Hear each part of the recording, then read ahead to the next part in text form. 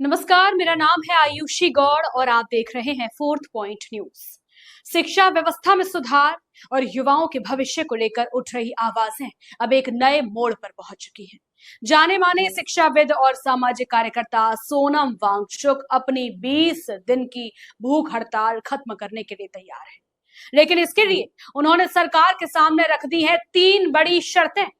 वांगचुक का कहना है कि अगर सरकार इनमें से एक भी मांग मान लेती है तो वे अपना अनशन समाप्त कर देंगे।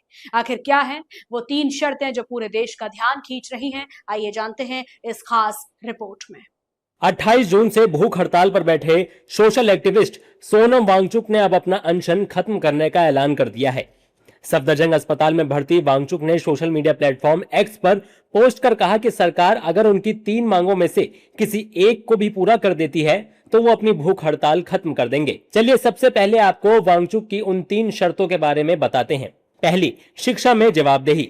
सरकार शिक्षा व्यवस्था की नाकामियों और पेपर लीक की जिम्मेदारी ले। दूसरी शर्त, संसद में मुद्दा उठाने का भरोसा।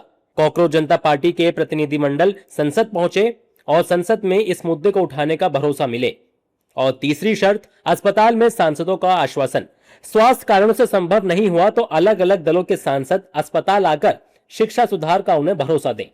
वांगचुक का आरोप है कि अस्पताल में उन्हें अवैध रूप से रोका गया है और उनकी आवाजाही, बोलने और लोगों से मिलने जुलने पर पाबंदियां लगाई गई हैं। उधर सफदरजंग अस्पताल ने सोमवार सुबह सोनम वांगचुक का हेल्थ बुलेटिन जारी किया और बताया कि फिलहाल उनकी हालत स्थिर है।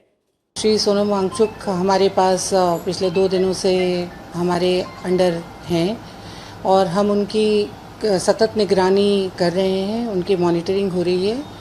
अभी आज मॉर्निंग में ही इज़ स्टेबल, उनके सारे वाइटल पैरामीटर्स भी स्टेबल हैं और जो भी ब्लड टेस्ट हमने कराए हैं उनके, उसमें वो भी सारे स्टेबल हैं। सो हमारी तरफ से उनकी कंडीशन अभी स्थिर है। वहीं सोनम वांगचुक की पत्नी गीतांजलि आंगमो ने भी साफ कर दिया कि अगर सांसद अस्पताल पहुंचकर भरोसा दिलाते हैं कि संसद के मौजूदा सत्र में शिक्षा सुधार और जवाबदेही को प्रमुख मुद्दा बनाया जाएगा, तभी सोनम वांगचुक अपना अनशन खत्म करेंगे।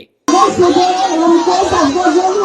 में मिलकर ये आश्वासन दे कि जो अकाउंटेबिलिटी की हम बात कर रहे हैं, एजुकेशन अकाउंटेबिलिटी की जो हम बात कर रहे हैं, अगर वो इस पार्लियामेंट सेशन में उठाएं और उस पार्लियामेंट सेशन का मेन मुद्दा ये एजुकेशन अकाउंटेबिलिटी और एजुकेशन रिफॉर्म रखें तो वो कल अपना अनशन तोड़ेंगे।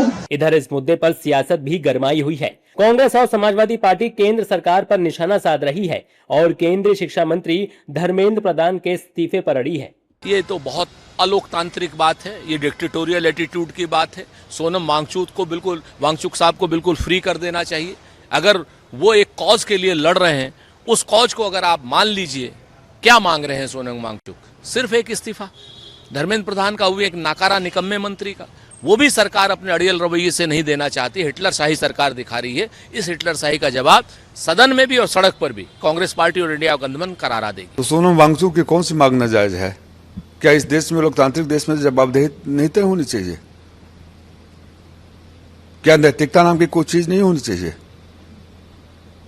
अटल बिहारी वाजपेयी जी की तक इस्तीफे हो जाते थे, मनमोहन सिंह में इस्तीफे हो जाते थे। ये सरकार कहती है कुछ भी हो जाएगा, हम इस्तीफा नहीं देंगे, क्योंकि सब डरे हुए कि अगर किसी एक का इस्तीफा मांग लिया जाए तो पोल न खोल दे। फिलहाल सोनम वांगचुक ने गेंद सरकार और सांसदों के पाले में डाल दी है। ऐसे में अब सभी की नजर सरकार के अगले कदम पर है। देखना होगा क्या सरकार सोनम वांगचुक की किसी भी शर्त को मानती है। क्या शिक्षा में जवाबदेही का मुद्दा संसद में जोर शोर से उठेगा? और सबसे अहम, सोनम वांगचुक आखिर कब अपना आंदोलन खत्म करेंगे? नीट पेपर लीक मामले में जवाबदेही और छात्रों के भविष्य की समस्याओं पर सोनम वांगचुक का यह कदम सरकार के लिए एक बड़ा संदेश है। अब देखना यह होगा कि क्या सरकार इनमें से किसी शर्त को स्वीकार करती है या अनशन जारी रहता है। इस खबर पर आपकी क्या राय है, हमें कमेंट सेक्शन में जरूर बताएं। देश और दुनिया की तमाम बड़ी और सटीक खबरों के लिए बने रहिए फोर्थ पॉइंट न्यूज के साथ। वीडियो को लाइक करें, शेयर करें और चैनल को सब्सक्राइब करना बिल्कुल ना भूलें। नमस्कार।